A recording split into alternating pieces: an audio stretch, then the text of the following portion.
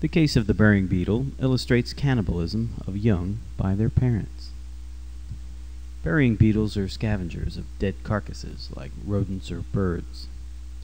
When a male and female find a carcass, they drag the carcass to a suitable location and begin burying it. After about 2 days, the carcass is buried, the fur stripped off, and the body is rolled into a ball. The beetles coat the carcass with a special secretion that prevents decay. The female lays a set of eggs in the nearby soil. The eggs are almost ready to hatch when she lays them. Upon hatching, the juvenile beetles crawl toward the carcass where their parents are waiting to help them feed on the carcass. Researchers have discovered that the number of offspring that reached adulthood was correlated to the size of the carcass. With a small carcass, the family size was also small. With a big carcass, the family size was big. In addition, the size of the offspring remained constant, no matter the size of the food supply. One way to explain the correlation between food size and family size is to say that females might have the ability to control the number of eggs that they lay.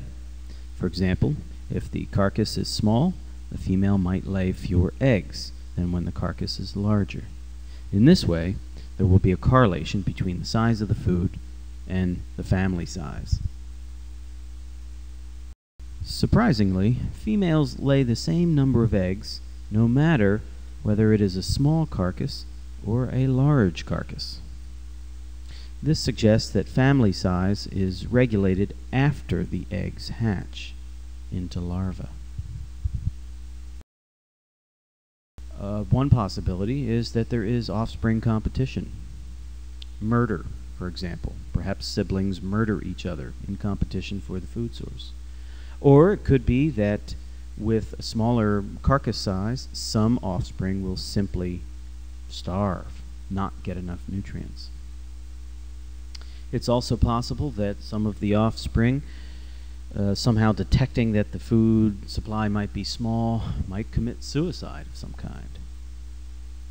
And then there is the possibility of parental cannibalism, that one or the other or both parents eat some of the offspring to adjust family size.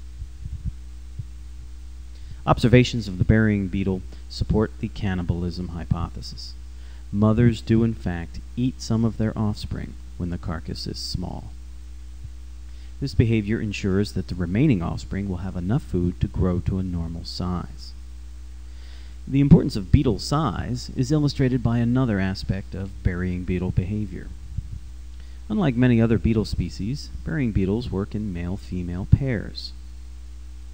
We hypothesized about why this was the case. In other words, what was the benefit of having a male be part of the team rather than a female alone providing for her offspring? It could be that males are needed to bury large carcasses. Or perhaps males are needed to defend the carcass from other invading beetles. Or perhaps males help the female cannibalize offspring.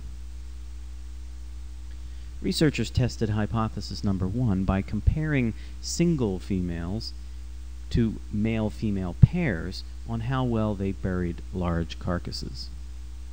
The results indicated that single females buried large carcasses just fine. Having a male around did not increase her ability to bury large carcasses.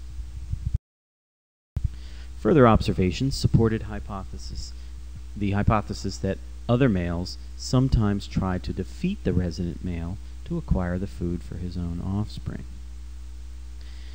In this scenario, other burying beetles are intruders into the family home.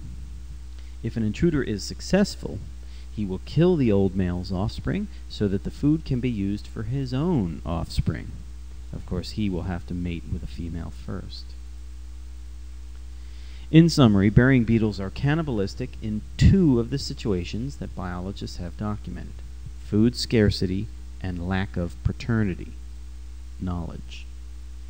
When the carcass is small, parents will eat offspring so that the rest of the offspring have enough food.